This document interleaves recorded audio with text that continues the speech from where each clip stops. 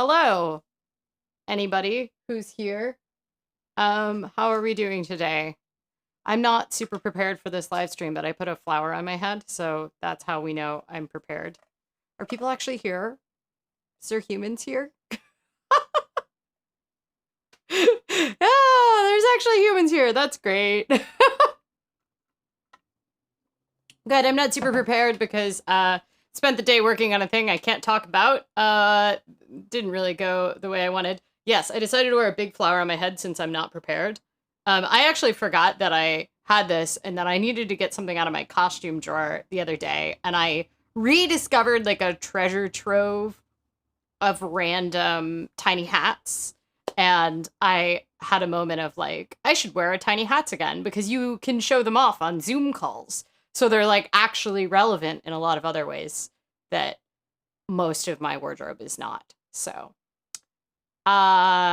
yes. Where are folks at? Maybe we can do the little map again. Let's see if we have the same people. Same locations. If you write your location in the chat, then a thing will pop up on the map and show where we're at.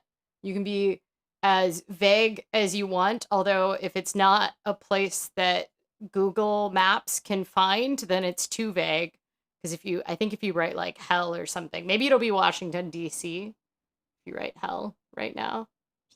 Pennsylvania Avenue, I don't know. It's very exciting. Oh, Germany. I'm sorry you're awake. I feel like I always apologize. I guess it's been pointed out to me that not everybody not everybody sleeps on the schedule that I do, and this isn't actually an extreme time for some people. Yay! Well, I'm glad folks showed up, especially because I did very little promotion for this and just sent out the email that I was here today. Do we want to talk about the donut and what the donut is for the day? It's a waffle mint chocolate chip cone. I don't know. It's got a heck of a lot going on. Like, look at this thing. Look at this thing. I don't know how to use a camera, apparently. Yeah, it's very exciting. I'm pretty excited to eat it. The only other one of the seasonal ones that I haven't tried on camera yet is the black cherry one, and that is extremely chocolate based, and even though it's very pretty, I feel like I wouldn't give it an accurate view. So Amanda says that sounds delicious, but I'm confused, not gonna lie. Yeah, I do agree. It is a bit confusing. Like, it has chunks of cone on the donut, and then it's like a mint. What is this called? Icing? I'm really not. My brain's not here today. And then like tiny little chocolate chips. I don't know. Yeah.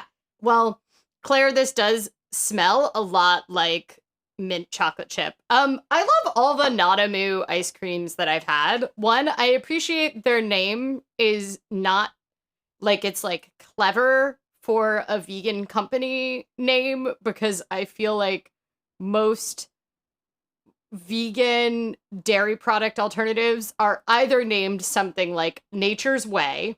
They're like extremely like, ooh, we came from the farm and we're selling to you in the organic California co-op. Or They go but like they're actually owned by Monsanto, right? Like they're never like the companies with like Nature's Way. I think that's an actual company name, and I have no idea if they're owned by Monsanto. Please don't sue me. Like Nature's whatever, like Fairy Forest Clean Fields Corporation. It'll always actually be owned by like a massively evil corporation that also does a lot of terrible things to the environment, or it will be named something that just has soy in the name and thinks it's a hilarious pun. So it'll be like, Soy Delicious or something. Although they changed their name to So Delicious, which is also a terrible brand name in my opinion. But I mean, whatever. I like to eat their stuff. So anyway, I'm pretty excited about this donut. I did not realize that it was I had like not seen that one on the list, so I was super excited. I actually had to go into the donut shop to get this because they are no longer doing. Joe showed up and is like, Australia here. Thank you. We should like put the map up again just so that we can get the Australia on there. Okay, very important. We have 3 continents. I think we have like 8 people, but we have 3 continents, which is I feel like a very nice display. So thank you everybody for coming. Not that I don't appreciate the North America folks. I appreciate all the continents. Claire said, I did not realize that So Delicious used to be called Soy Delicious. Yeah, and then they stopped making... They're actually, like, based not super far from here. They're, like, they're actually in a town that for a long time had the highest number of organic food processing companies of any city in the world.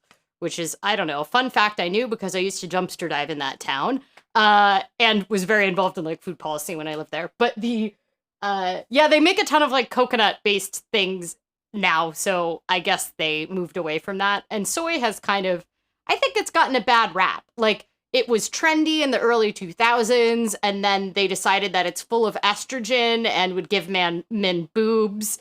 And there was like a little bit there where like one article maybe hinted that it increased your chances for breast cancer. I'm pretty sure all of that was actually just lobbying studies done by, that's anytime you hear about these food studies, a lot of the time they are paid for. They're like misinterpretations of really limited studies in order for a competitive company or class of companies to then try to go on a PR campaign against their competitors. So everybody wants to talk about like fun things, and I just want to go on rants about food PR stints.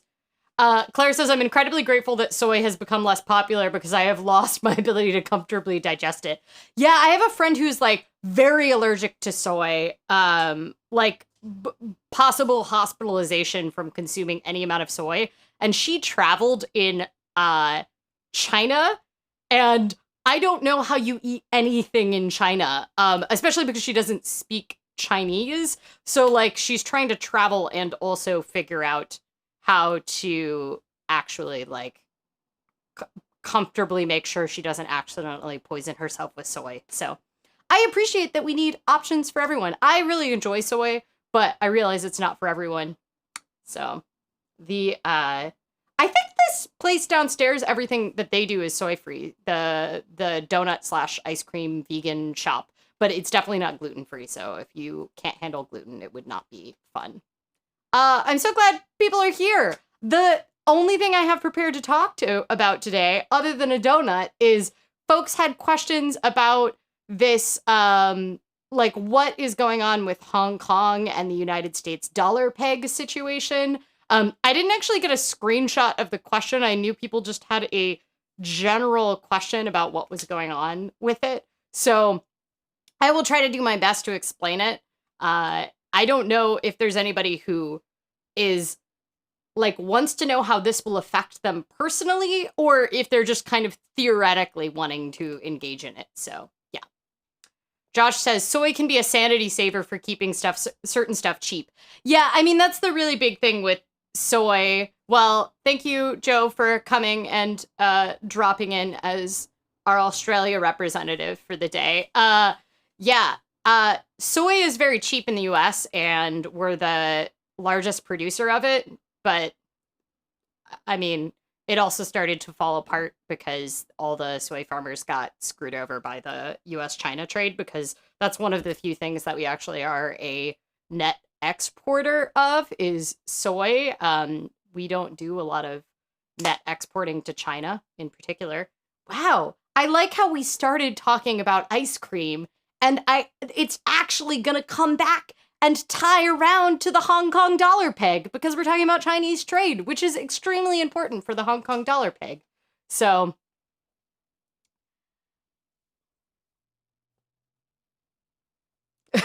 Denise says when my closest friend walked the, how do you say that, the Camino? Yeah, Camino. She would stop at these small town pubs and explain she was vegan and didn't eat meat, and almost all of them gave her ham sandwiches. Yeah, I mean, that's also like one experience that I've had is even when I do speak the language, different countries interpret vegetarian differently. So, yeah, definitely can be. I have occasionally been told, "Oh, we can feed you lamb because you're vegetarian," or "We can feed you fish," right? So, yeah. Oh, Josh, another soy farmer in Congress. Yes, there's a few of them. At the very least, they're pretty good at lobbying Congress. So, yeah, it's definitely very interesting. Do we want to talk about Hong Kong already? I kind of just want to eat the donut. I've had a day. I know it's probably too early to eat the donut.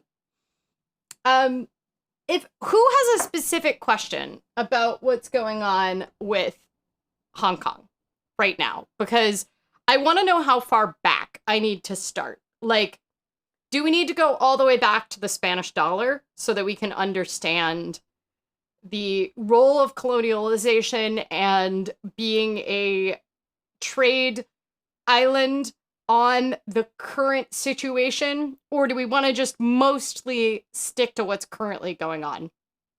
So, Ash says, I vote donut. I love when I ask you all if we should do anything food related. You always just encourage me to do it. Yes, the just a little bit of meat, Ju. Yeah, that's a very common thing. Claire says, I don't have the first idea what's going on with Hong Kong in terms of economics. I know about the protests. Yes. So, we are going to start probably really far back then because the protests are important, but that's not why they're protesting. Why they were protesting until essentially everything got shut down by these Chinese laws is like relevant to what's going on with the economy, but it's very important, but it's not important to the overall conversation. So, but it is why the current situation is going down. Okay, I'm gonna eat like part of this donut now. All right, I'm gonna show it off again. Look at this. Look at this. It's got like these pieces of like actual cone on it. It's really got a lot going on.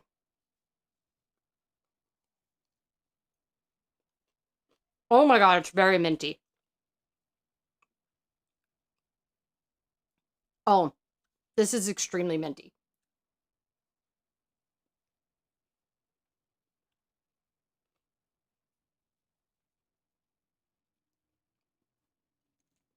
I didn't get a piece though in it.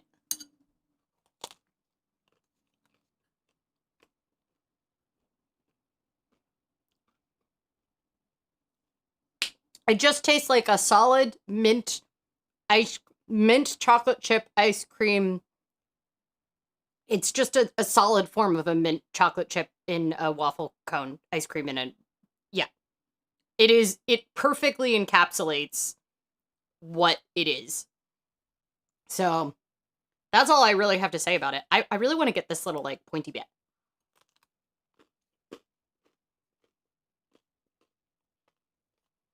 All right, that's what the inside looks like. There we go. It adjusted. It found me. Look at it, though. It's very good. I didn't really eat lunch, and now I'm remembering that. I brought a napkin in today, except that wasn't actually a very messy donut, so... Yes, you should definitely go have a second serving of ice cream, Claire. That's what we're here for. All right. Let's dive into this Hong Kong situation. So, as of July 1st, there's been protests going on for like over a year in Hong Kong, and those protests have been specifically about increased Chinese influence on Hong Kong. And Hong Kong was a British colony for 100 years, and then it switched to being a Chinese colony, but it in many ways was still like a independent city-state as an island. So it's like from the economy perspective, it's much more of a global trade city than where it maintains a lot of independent arrangements that have nothing to do with the Chinese arrangements, despite the fact that like it is technically part of China, but it has all these kind of special exceptions. One of those exceptions is that it has its own currency.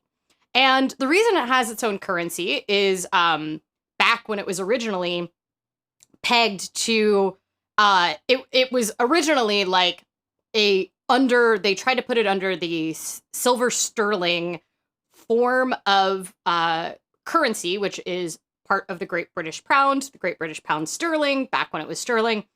That was a currency that originally the British tried to implement on every single one of their colonies, and they had a lot of them. And Hong Kong was such an international trade city, it didn't have its own currency for a long time. It's an island located in this very convenient location, and so it's always been a trade center.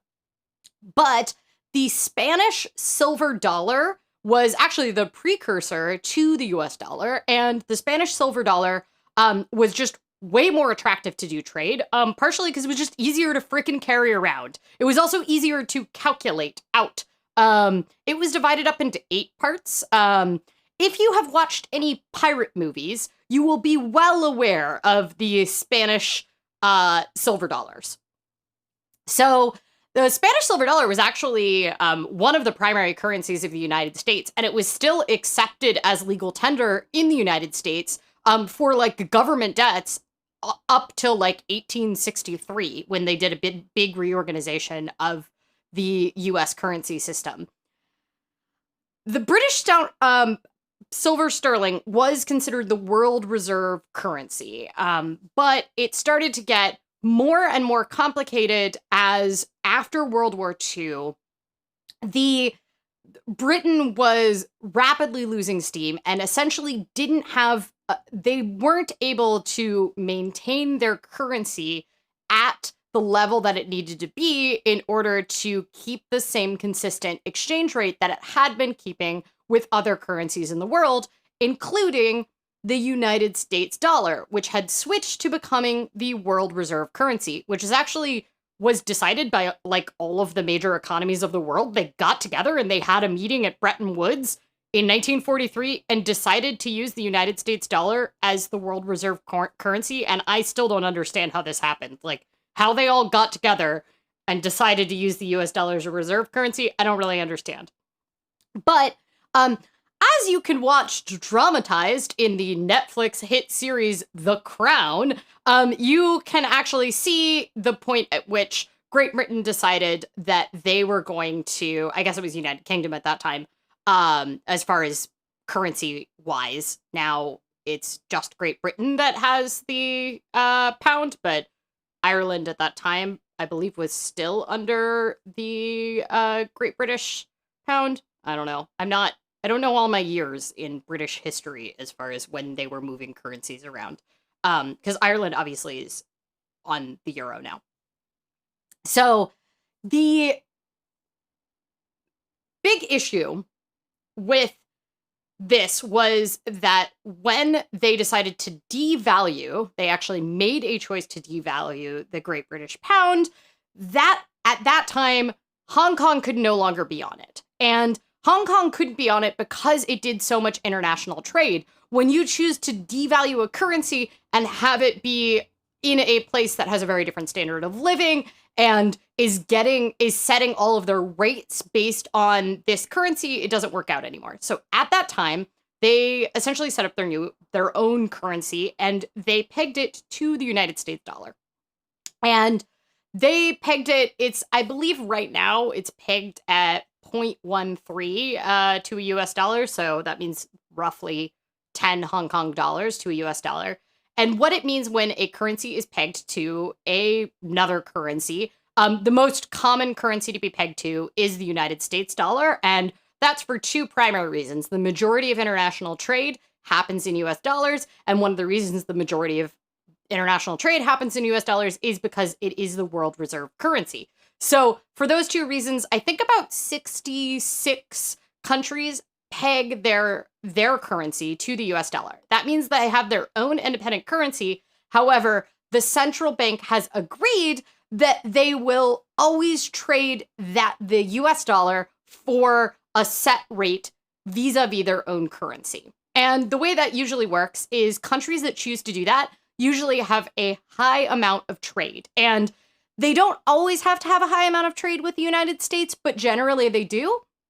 Generally, they are an export economy that is exporting to the United States. And an export economy means that they make stuff and they give it away. This is also true for countries that are very heavily, have a lot of financial services, which is actually the situation that Hong Kong is in. There are a lot of financial services that essentially use Hong Kong as their base in Asia. So you'll see a lot of banks will have a Hong Kong branch, and that's because it's a trade island and it's close to a lot of other large economies, like the second largest economy in the world, China. But because there is a lot more, for a long time, there was a lot more independent control of Hong Kong than basing your company in China. It meant that you had to deal with less oversight from the Chinese Communist Party, which is not most foreign banks' favorite entities to deal with. And they do have to do business with the Chinese Communist Party and the Chinese Central Bank, but Hong Kong was kind of like a nice in-between.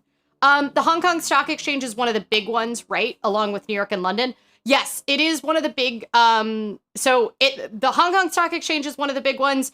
It is I think actually the fourth largest. So the New York Stock Exchange, the London Stock Exchange, and the Shanghai Stock Exchange, and the Hong Kong Stock Exchange, I think are the largest ones in the world. Don't totally quote me on that. London Stock Exchange is the most international in the world, so it trades the most variety of type of stocks, versus obviously the Shanghai Stock Exchange trades almost exclusively Chinese companies because China.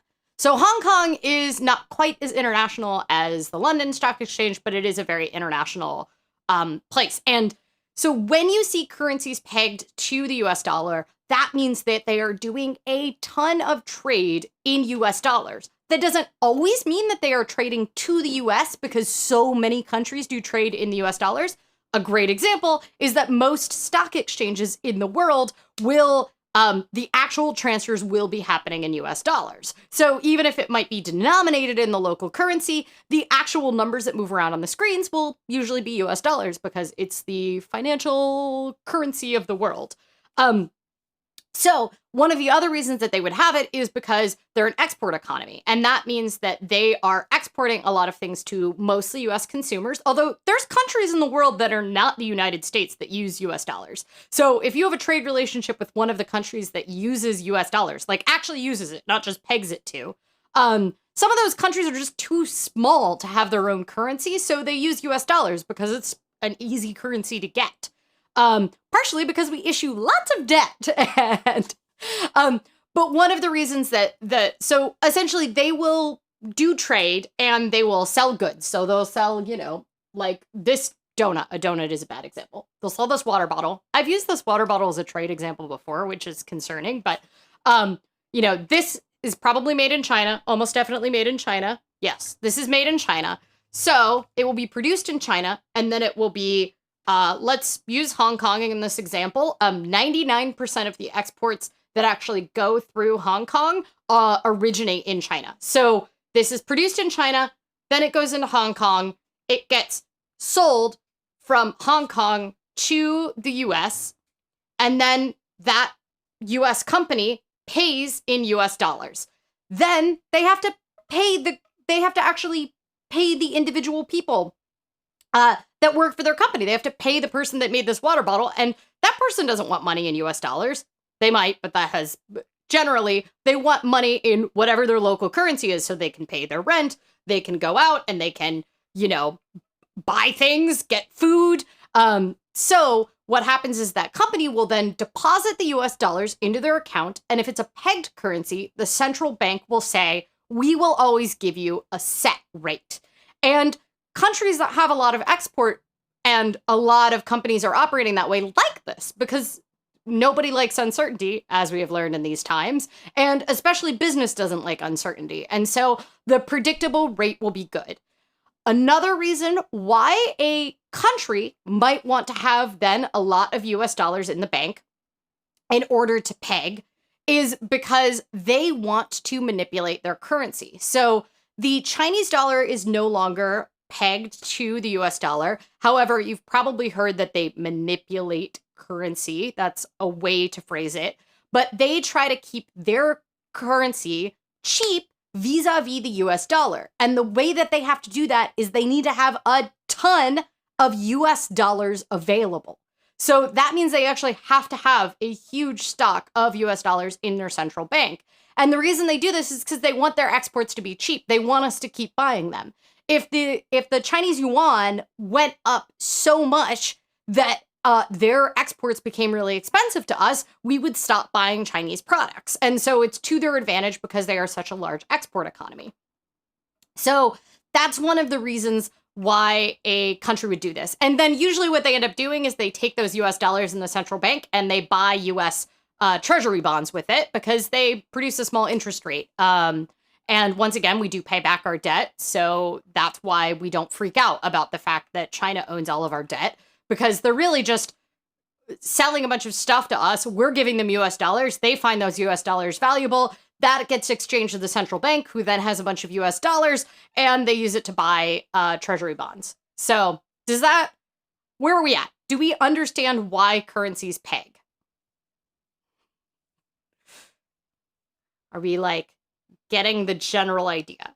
It's literally just a peg just says that this amount will always trade with this amount. A floating exchange rate is different. And also the US dollar is not the only currency that has a peg. It's just the most common one.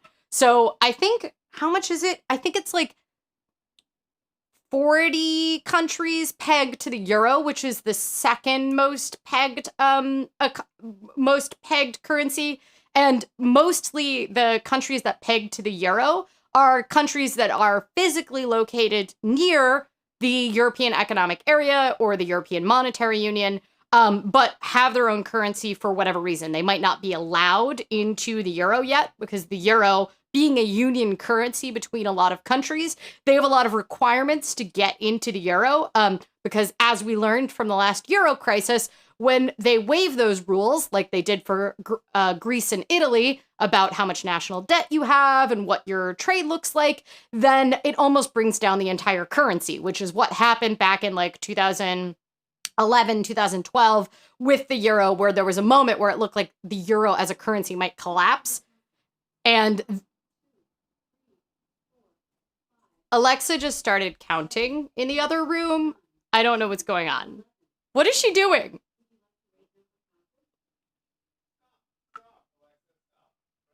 What is she doing? Alexa is counting to 12, so that's great. Okay, so... Would you like to rate number counter to tell her how good of a job she did? Counting?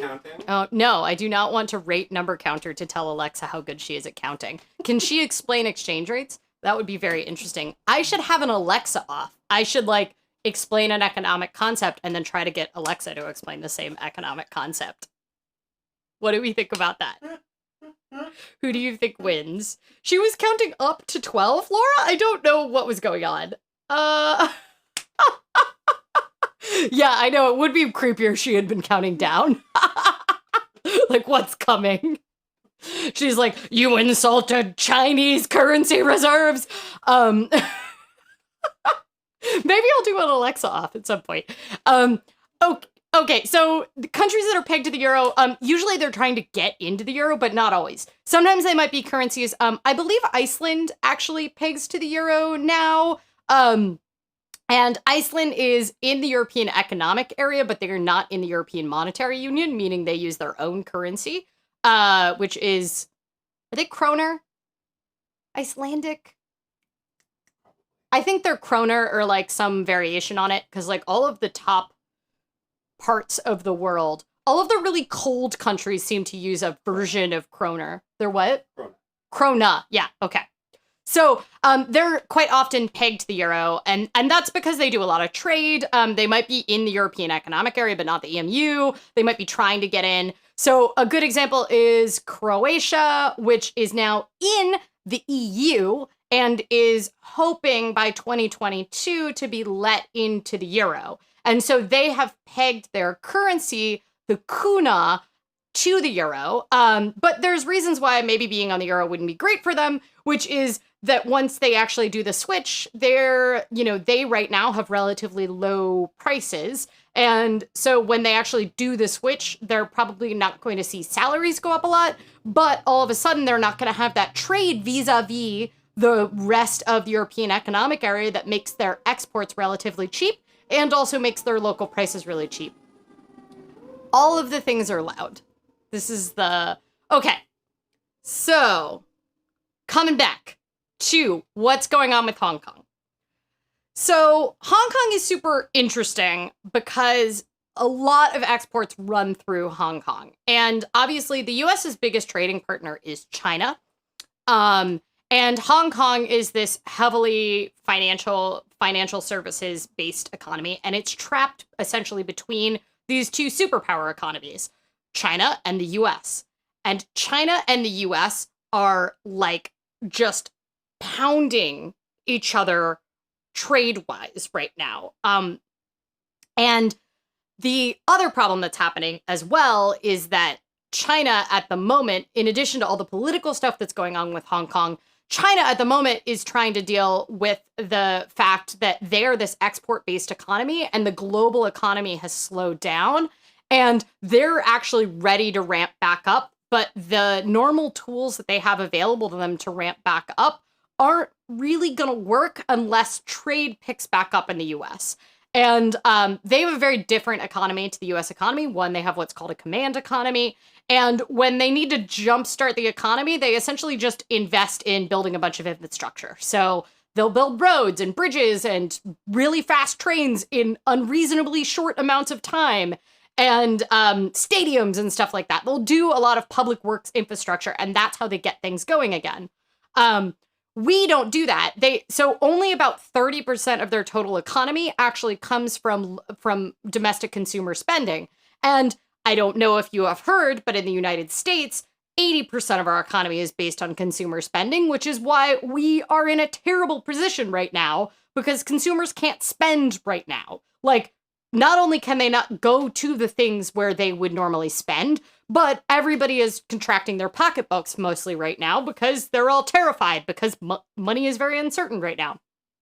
So Hong Kong's in this awkward position where you've got China that's trying to recover their economy, especially because they mainly have the virus under control, partially because they had an earlier timeline, but also because of political reasons why it's just a lot easier for them to do a lockdown versus America, where we value our individualism over the collective good. And maybe the communist country feels a little differently about the collective good versus individualism. I don't know. Just a thought.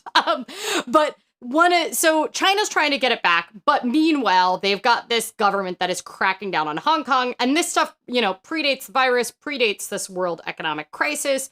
But Hong Kong has always had these special relationships with the United States, largely because of their financial services sector, the fact that they weren't even owned by sorry country, I'm calling you owned, but like the control for their government was not they weren't a colony of China until 20 years ago, right? It was the year 2000 they switched over, I think.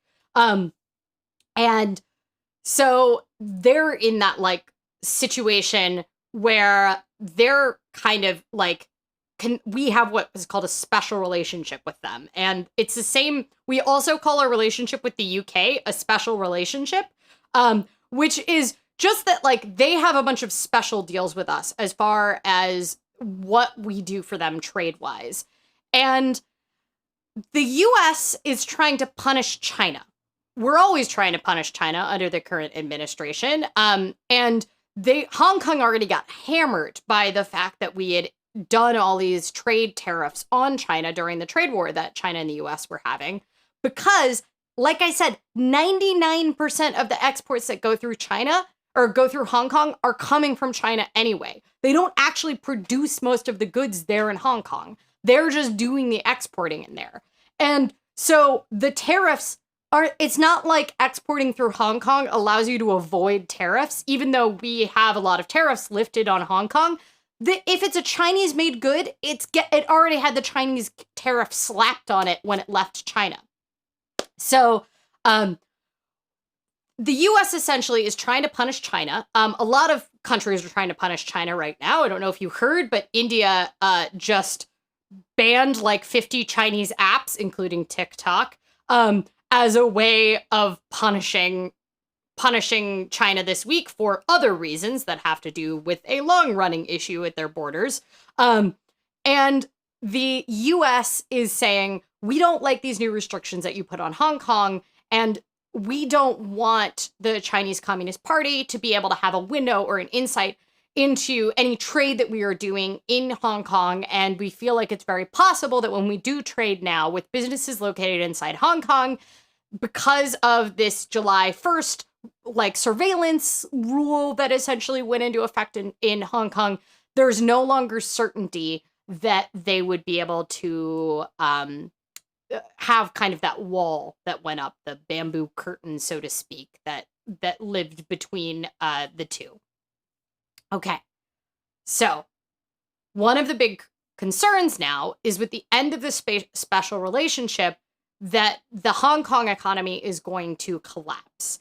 And one of the reasons why the Hong Kong economy might collapse is that they are reliant on that special relationship for a large portion of their financial services sector. Remember why we said that currencies can be pegged to the US dollar? Well, they need to have huge supplies of US dollars available at the central bank at any time so that they can always set that exchange rate. If you don't have enough US dollars coming into the central bank, you'd have to go out and buy them on the currency market. And they just quite simply are not going to be able to do that if companies start pulling out of Hong Kong. And there's a very strong possibility, because these special relationships with Hong Kong have been dissolved, what's going to happen now is Hong Kong is going to have more and more companies pulling out. And this is what we actually saw with Brexit, is that you saw a lot of banks. So the City, as it's called, is the financial services sector of London. And when it was part of the European Economic Area and the EU, are you looking at the cat? No.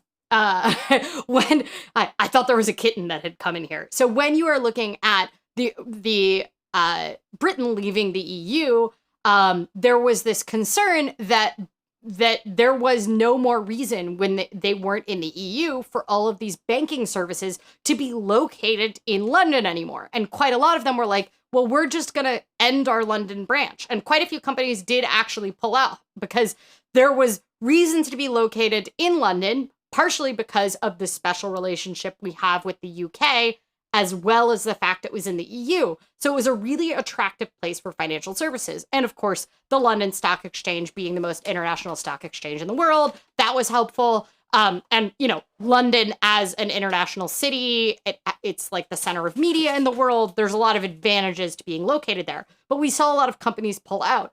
Hong Kong is looking at that. They're also looking at this like this is happening during a worldwide economic crisis when international corporations are looking for a way to cut expenses. And they're going, what's the point in being in Hong Kong anymore if we're actually just in China? might as well just have our Beijing headquarters. There's no reason to have this extra office in Hong Kong if you remove these special relationships with the US. Does that make sense? So, the big concern is that if we take these special relationships, if the special relationship is lifted as it has been, then in the long term, you could see Hong Kong not having enough dollars flowing in, US dollars flowing in to keep the peg going. Does that make sense? So, what I will say, I listened to two opinions on this right before that. I didn't get much time to dive deep into it. A lot of folks that follow macroeconomics in that region are saying it's not going to fall anytime soon. If it does fall, maybe a year from now, we could see them not able to maintain it anymore. I will also say currencies have stopped being pegged to the US dollar before and been fine. China's a great example. They're loosely pegged to the US dollar, but they are no longer fixed pegged to the US dollar. They're a fixed floating exchange rate in China, and they did fine. They ended that in 1992, the official peg, and yet they still do fine. They're still probably on their way to being the largest economy in the world, and definitely outdoing the United States at this moment in time, because we are not doing well. So that's the, China, by the way, is having issues, but they did actually not do as badly as everybody thought they were going to do. Like, they've recovered more already. So, but yeah. As Kay said, they also had terrible trouble in the financial crisis with their currency following, but people having a lot of debt in euro and USD. Yeah. So when the krona collapsed, the what is it called, the krek or something? It's like the crash in Icelandic. They had a huge issue because of debt denominations, the peg. There is a lot of people that actually think that they don't fit. There's this type of currency theory, which is called optimal currency area, which essentially defines the traits for something to have its own currency. And that can be things that have to do with the finances, but it also can do with the percentage of trade that it does. Is the country actually able to maintain a stable and safe currency? There's a kitten. Kitten cam is coming. Is it able to maintain a safe? Does it have a separate language and culture that's distinct from other areas? And there are, the krona, not the corona. There's a lot of people that believe that Iceland is actually not a big enough economy. They have I think 500,000 people in the total country at most. And the big thing is that they were for a long time very trade dependent economy, and now they very much are, and they maybe would have a lot of advantages to being, for example, on the euro. But politically, they are quite independent and don't want to be part of the EMU. Oh, they're even less than. So I was going to say 300,000, and then I was like, that seems so low. Yeah, they're 350,000 people. So, yeah. So there's a lot of belief that maybe they're actually too small to have their own currency, but politically, it just makes more sense for them to have one. They also, they're in the European Economic Area, so there's 4 or 5 different types of Europe. And European Economic Area is a trade agreement, and they have it because they for dating back to the early 20th century, they mostly traded with Spain. They trade there for a long time. They traded fish to Spain, and Spain traded them back wine. That's actually why they legalized alcohol in the country, because previously they had no alcohol in Iceland, and they decided to start letting alcohol exist because they traded wine to it. But now their actually largest export is electricity in a lot of ways. So Iceland, because it has so much volcanic activity, they're one of the few places that can produce electricity for almost free, and electricity is normally very expensive to produce, which is why we see clean energy is such a big deal. but like their ground is made of sulfur pretty much. So they figured out how to effectively export electricity. And there's two ways that they do that. And you can't export. It's normally a non-tradable good, right? Because you have to be close to where you're making the electricity to get it to people, which is why we don't have just like one power plant in the United States feeding everybody. They did two things. They do data centers, and they do so they run servers. So probably all of your favorite torrent websites run a large amount of their torrent repositories are backed up in Iceland. And then they also do aluminum smelting. And that's because aluminum smelting is really very electricity intensive. And so that's a way to export electricity. So the kitten is so cute. Yes, Iceland is smaller than DC. Yeah, I mean, that's the thing. That's why people think maybe they shouldn't have their own currency. Iceland economic history is very fascinating to me. I am very intrigued by it because they essentially, in like less than 80 years, went from pretty much just subsistence fishing and living in huts, like much later than a lot of the industrialized world, to what is their current economy, which looks very different than that. She's so cute. I'm going to eat more donut because I'm not going to be able to compete with a cat. Yes, that's why DC should have statehood. I mean, does DC want to form an own country and just take the current US president? That would be great. I'd be fine with that too. Yeah, DC should have statehood.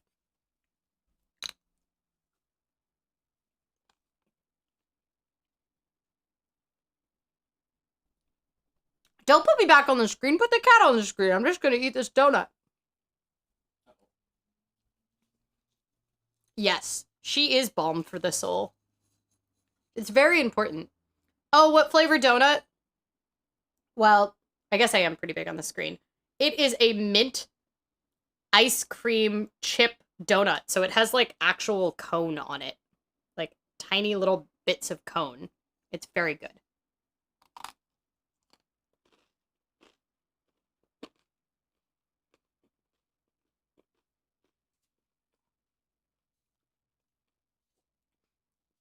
Ursula doesn't want to take Trump. I don't understand why. Okay, how do we feel about Hong Kong? Do we feel like we understand what's going on?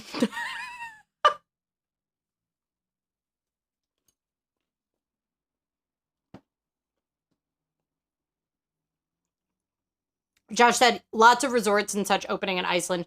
Yeah, tourism isn't a huge part of their overall economy, but it's a very like it feels like it's a huge part of their overall economy simply because there's not that many people. So if there's any tourists in Reykjavik, it feels like there's only tourists in Reykjavik. Amanda says, definitely have a better understanding of Hong Kong than I did. Good. I think the thing to know is that unless you're doing regular trade with Hong Kong dollars, which I don't think anybody is in Hong Kong on this stream, so I think it's unlikely you are, but if you are someone that is doing a lot of trade with Hong Kong dollars, I guess the lesson is don't panic yet. But it's going to be like much farther in the future. It's like, I think there were a lot of like doomsday scenario things going on. But what's happening to the Hong Kong economy is it's going to be a slow process anyway, like making these trade changes. And I also think that like the timeline for the peg falling apart is longer than the timeline for the US election. And considering that this is all essentially mostly predicated on this US trying to punish China, I think that could change a lot with the new administration. So I don't think it's necessarily going to fall apart. Yeah, the Iceland has had problems with too many tourists trampling the nice nature spots Iceland tourism is centered around. Yeah, it is really fascinating. I have some fun, weird facts. So Iceland Air, the discount international flight thing is actually wholly owned by the pension that almost all Icelanders have. So that's a fun fact. But they're very into tourism. That's the whole point of Iceland Air, is to bring tourism to like fix the economy in Iceland. So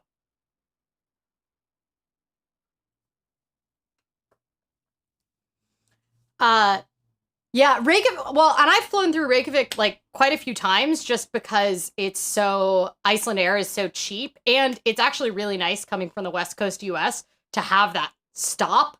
And I'm not going to say the Iceland airport is nice, but it doesn't make me want to panic. I'm not going to say it's nice. It's way too small for what they're trying to pull off. Like because it's also not really in Reykjavik. It's like 40 minutes away or something from Reykjavik, but it got some good upgrades. Did it really? When is the last time you went to? Is it? I've been almost every year now. Okay. Yeah. Keflavik. Yeah. Oh, their bike assembly station is really good. That's awesome to know. That's one of my like favorite consistent things is when people come to Portland. Like I used to host a lot of people through couch surfing or warm showers, which has a terrible name but is a couch surfing for bike tours. They would always be like, when they got to Portland, they'd be like, the airport has a bike assembly station. How Portland is that? And I'd be like, it's actually just a sane thing to have in an airport, but I'd also gotten so used to it, so.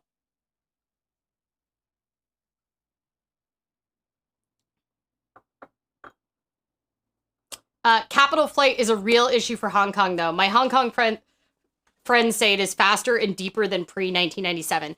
Yeah, I wonder if... So is 1997 the year that they were handed back? I thought it was the year 2000 for some reason, but 1997... I'm assuming pre-1997 is why that would happen.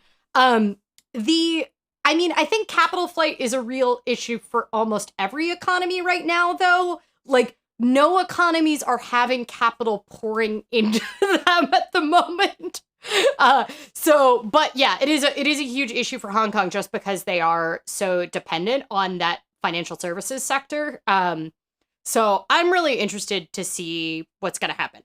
I would say being panicked about like what is happening with the Hong Kong economy and what is happening particularly with the like existence of Chinese influence on Hong Kong. That's a really big thing to be concerned about. The peg falling apart is not the urgent concern. And I would also say that like loosening the peg is going to be a symptom of a larger problem. It isn't the problem in and of itself. So if the economy falls apart, largely because of, capital flight, the peg being lost is because of that. The peg being lost is not going to then have a huge effect on other people, although everyday goods might get a lot more expensive in Hong Kong if they lose the peg. It's hard to know because, they're probably already in a recession or a depression at that point that they lose the peg. So yeah. And they could also just choose as a country that they want to get rid of the peg. And they might even do that as a way to prevent recession. Like that could be a monetary policy that they could take, would be changing the peg or switching to a floating exchange rate or moving the peg to the yuan, which is, I don't really know how they would do that because it's not a foreign traded currency, but theoretically if China's in charge, I guess they could do that, but the yuan is mostly pegged to the US dollar, so it's fake pegged. It's a dirty peg, as some people like to call it. I don't like to call it that because I feel like that then puts some sort of weird ethics on the existence of a peg or a float, and I don't think monetary policy is inherently ethical or unethical. I think it's what countries choose to do for their trade policy. Maybe that's too economist of me, but I'm a terrible capitalist. I'm sorry. That was a good kitten show. Are we ending the kitten bath? She's starting to rub against the camera. The cat is starting to rub against the camera, so apparently we can't have it anymore. We had an extremely long stream last week.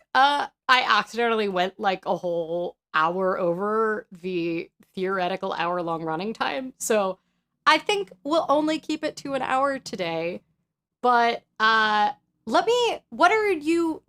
let's end by folks telling me what they're excited about this week, because the world has been stressful lately, but I would love to know what you're excited about that's happening this week, or even just not freaked out about. Like, what's a neutral thing happening in your life this week? I think that the like most positive thing that's coming up for me this week is I got like a lot of really good sources for story, and so I get to do a deep dive into some pharmaceutical pricing. I got sent some research articles that are very helpful, and I think I'm excited about that. Claire is visiting her grandparents. That's awesome. My kiddo is so happy to be with his grandparents. Ah, that's great. Oh, visiting your parents, your kids' grandparents. Does that mean like merging households, or is it just like socially distanced visiting? I still am like working out what I'm going to do. Ash is about to hear financial aid package from college. That's a big deal and scary. I wish you lots of grant money and very little loan money. Amanda is excited for more hiking and biking. Lots of beautiful trails near me. That sounds great and way more productive than me. Ursula has the third copy of Murderbot arriving Wednesday. I need you to explain what Murderbot is. Is it a like graphic novel? What is it? A game? It has a very intense name. Is it an actual robot that comes to your house and murders you? Because that, I feel like, is the way that we're going these days. Guthrie says, attempting to photograph Neowise tonight. Is that Neowise must be stars if you're attempting to photograph, I'm assuming. J.U. is planting new garden beds. Yes, that sounds great. Claire said we did a 2-week quarantine and we're staying with them for a few days. Oh yeah, I remember you saying that you did the quarantine on the website. On the forums. That is great. Sarah gets to go into the office to pick up personal possessions. I'm hoping that doesn't because you got fired or laid off, and it's just that you finally get to go get your things.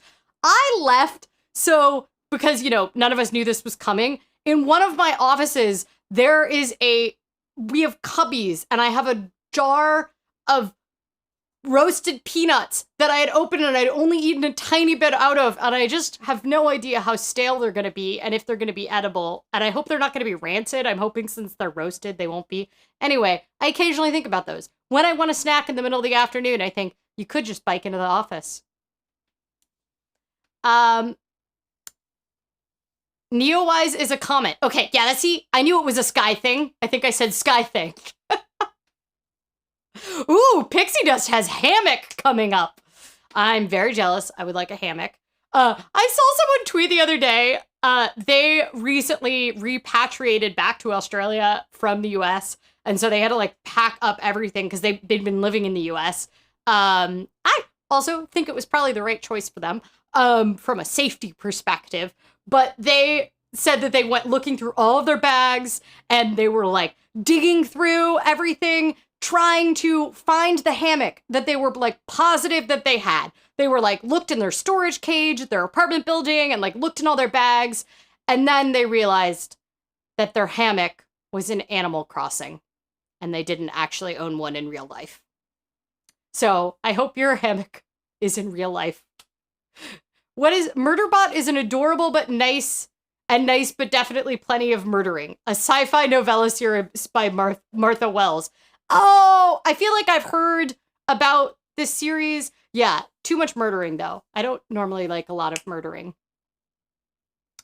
Amanda Jensen said, yes, I realized that my earbuds are still in my work office. Whoops. Yeah, that's like super frustrating when you leave like actually valuable things. Like, I'm upset about the peanuts, but they cost $2.89 per thing. So like it's a little bit of food waste and I'll probably eat them. They just might be stale. But it sounds like some people have good things going on. I'm excited for you all. Thank you for sharing what you're actually up to this week. And I hope you have lovely weeks. I hope that, nobody catches any viruses and everyone stays safe. And I wish you much kitten cuddles and hammocks and plants and less economic crises and all of that this week. I hope that it's a good week. Oh, what am I excited about this week?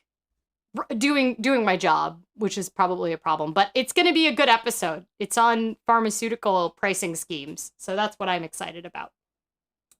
And stay hydrated and pet a cat if you have access to one, and wear a mask. And I will see you same time, same place next week. Bye.